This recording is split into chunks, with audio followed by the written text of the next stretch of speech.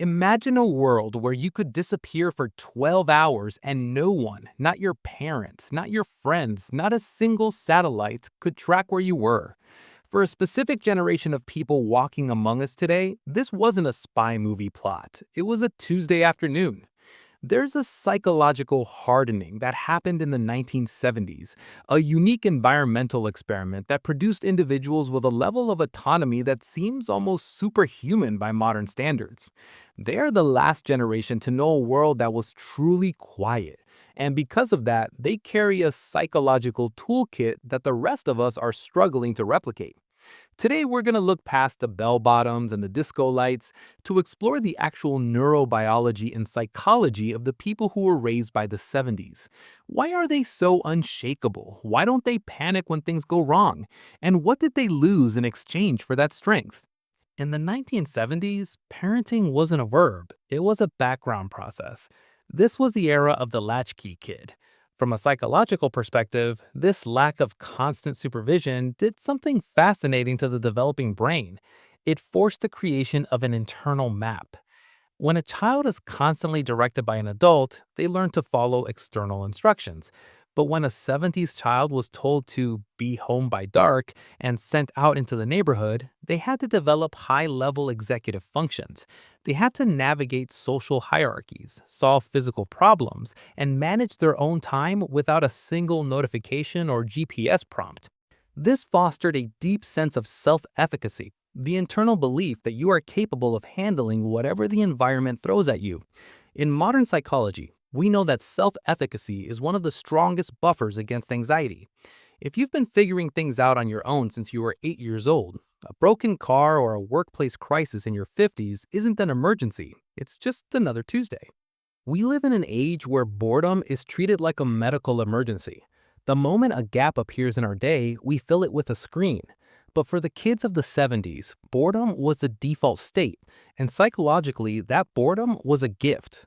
When the brain is bored, it enters what neuroscientists call the default mode network. This is where creativity, self-reflection, and problem-solving happen. Because these children weren't being constantly entertained, their brains had to generate their own purpose. This muscle of internal generation is why many who grew up in that era possess a distinct type of mental stamina. They don't need constant external validation or stimulation to stay focused. They learned how to sit with their own thoughts, a skill that is becoming a rare commodity in a world designed to hijack our attention every 6 seconds. If you look at photos of 1970s playgrounds, they look like training grounds for stunt performers. Asphalt floors, tall metal slides, and zero helmets. While this sounds dangerous to us now, it served a vital psychological purpose: risk calibration. The human nervous system needs to learn how to accurately assess a threat.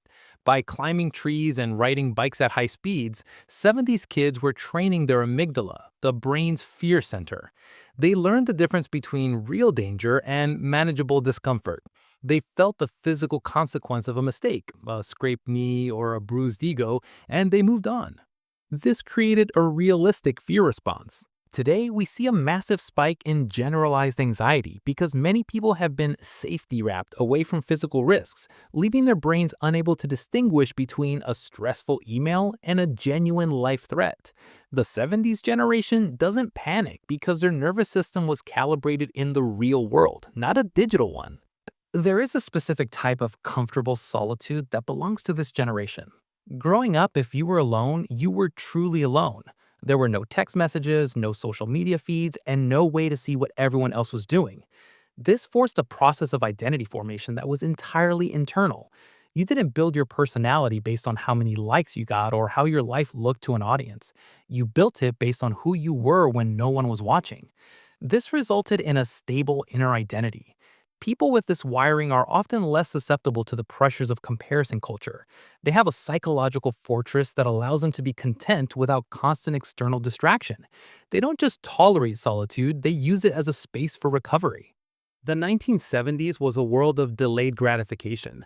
If you wanted to see a movie, you waited months for it to reach the local theater. If you took a photo, you waited a week to see if it even came out. If you wanted to talk to a friend, you waited until you were both home and near a landline. This environment created a very different dopamine baseline. In our current instant everything culture, our reward systems are constantly fried. We want the hit now. But the 70s brain was trained for the long game. This built an incredible level of frustration tolerance. When a goal takes months or years to achieve, the 70s wired individual is psychologically prepared for the wait. They understand that value is often tied to time and effort, not just speed. But this superpower comes with a price tag. The same independence that makes them resilient also makes them prone to extreme self-reliance. Many who grew up in this era find it incredibly difficult to ask for help or show vulnerability. They were taught to handle things quietly and alone, which can lead to emotional isolation in a modern world that prizes connection and communication. They are psychological relics of a time that no longer exists, a bridge between a physical, tactile past and a digital, hyper-connected future. We can learn a lot from their silence, their boredom, and their grit. Because in a world that is getting louder and more anxious by the day, the ability to be quiet, be bored, and be unshakable might be the most valuable skill we can reclaim.